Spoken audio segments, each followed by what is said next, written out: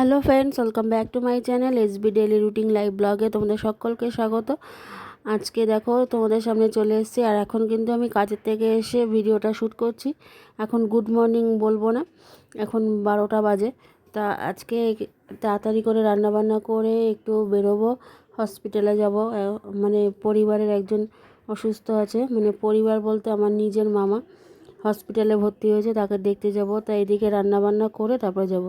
তো চলো, কে কেমন আছো জানিও। আর আমার ভিডিও যদি ভালো লাগে প্লিজ লাইক করো, কমেন্ট করো, শেয়ার করো, সঙ্গে থেকো।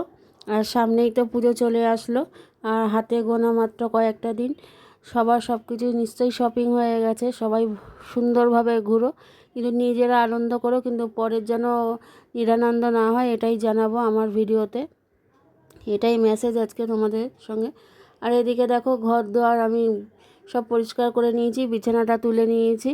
মানে বিছানাটা তুলে রেখেই যাই, তবুও বিছানা চাদরটা আজকে পাল্টালাম অনেক দিন পর।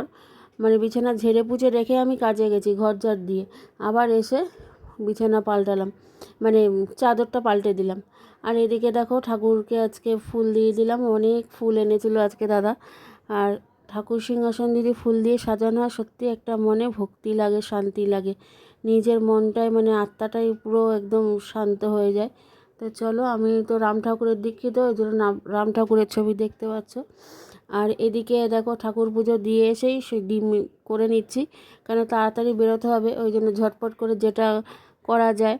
মাছ আনতে না করলাম, ডিম দিয়ে গাঠি কচু দিয়ে আলু দিয়ে তরকারি করে নিয়েছি। আর এখানে একটা তরকারি করছি বাঁধাকপি সয়াবিন দিয়ে ভাজা ভাজা মতো।